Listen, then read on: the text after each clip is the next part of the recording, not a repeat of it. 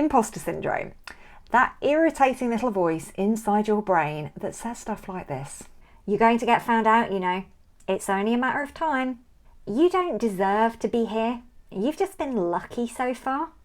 Everyone's going to know that you are a complete fraud, you don't know what you're talking about, and you've been flying by the seat of your pants all this time. The joys, right? If any of this sounds familiar, drop a yes, that's my brain in the comments. And please be assured that you are not alone. I'm Dr. Elizabeth Yardley, and I've been working in academia for the last 20 years. I still get imposter syndrome, as do most of my colleagues, as do all of the PhD students that I've ever supported. So it's not just you. It is 100% normal. So spoiler alert, it's not going away. However, your ability to deal with it is going to get a lot better, and that's what we'll be looking at in this video. Here are the points that I'll be covering in this video, so get ready to say shh to your imposter monster. Firstly, stop comparing your insides to other people's outsides. What the hell does that mean? If we didn't have an audience of other people, like fellow PhD students, other academics, then imposter syndrome might not be quite as bad. It's fueled by comparison. We are always comparing ourselves to others. We compare ourselves to that peer who always comes across as so confident when they're presenting about their research. We compare ourselves to that other PhD student who's already published like 3 peer-reviewed articles in world-leading journals. But I'm going to let you in on a little secret here.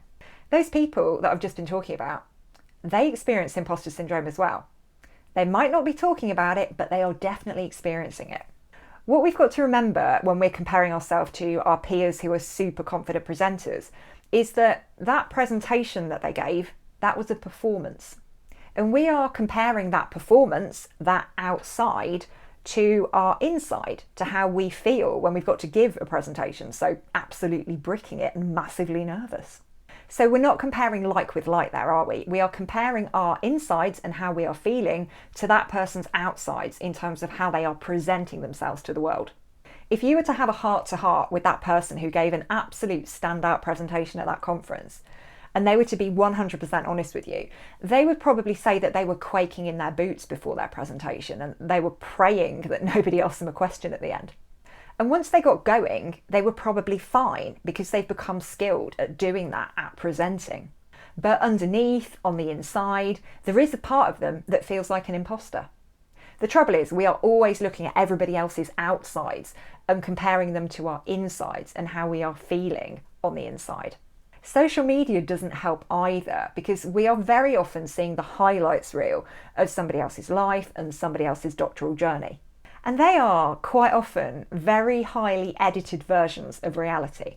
And the version of ourselves that we are presenting to the world on social media is not often how we are feeling inside. Sometimes it's a reflection, sometimes it's a bit of an echo of how we're feeling inside, but it's not a really, really accurate representation. So we have got to stop comparing how we feel on the inside to how other people present on the outside. And it's also worth you remembering that there will be other people right now who are comparing their insides to your outsides. There are people who are looking at you on a regular basis and seeing you being really confident, seeing you on your doctoral journey, doing your PhD, and they think, oh my goodness, I couldn't do that. People are comparing themselves to you because you are doing a PhD and they are not. So they probably feel a bit inadequate when they talk to you about something that's vaguely intellectual.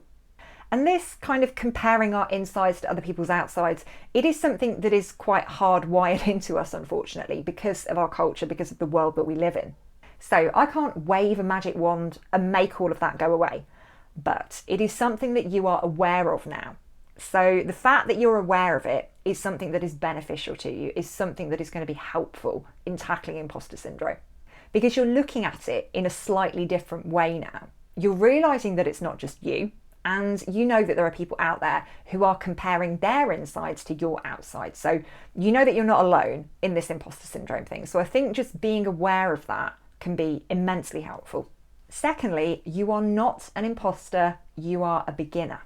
When we're doing a PhD, we feel like we should know it all. We should know how to do a literature review. We should know how to write a methods chapter. We should know how to recruit participants. But you need to remind yourself that when it comes to doing your PhD, you're a beginner at that. You haven't done your PhD before. You haven't written a literature review for this particular study before.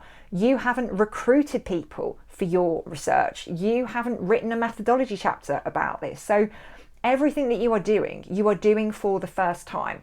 And when we look at it like that, we realise that we are not imposters, we are just beginners. It's just the first time that we're doing something. So you're a beginner, not an imposter. You're not expected to know it all, okay? And that's fine. You're an expert at doing a bachelor's or a master's because you've been there, done that, got the t-shirt, okay? But when it comes to a PhD, you're a beginner. You are learning how to do a PhD. You are learning how to be a PhD student, and that's okay. So you need to embrace being a beginner at this. Now, I've said it before and I'm going to say it again. You are not an imposter, you are a beginner, okay? Being a beginner is kind of fun. And if you're doing a PhD, it's because you like learning, okay? Well, you are learning now, so embrace that. So be curious, ask questions, and feel okay about going up to somebody who is a bit further along in the process than you are, or somebody who's a member of staff and saying, hey, I've not done this before, I'm feeling a bit unsure about it, what advice can you give me? So really start to own that beginner identity, really grow into it and learn to love it, because let's be honest, this is the last time that you're going to be able to do this as an official student. Okay, your PhD is the top of the tree. You're not going to be doing any other projects like this one. This is the last time that you are a proper student, okay? And I think many of us as academics quite enjoy being students. We quite enjoy the learning process. So just make the most of this, for goodness sake. The last piece of advice I want to share with you is look at the evidence and measure success backwards. Bear with me. The most effective way to be a good learner is to look at the foundation of success that you've already built for yourself. You would not be on a PhD program if you weren't smart enough or clever enough or organised enough. As someone who's been quite heavily involved in recruiting PhD students for a very long time, I can tell you that if you weren't up to scratch, you would not be on this doctoral program, because people who aren't up to scratch, people who aren't capable of it, we don't take those people on.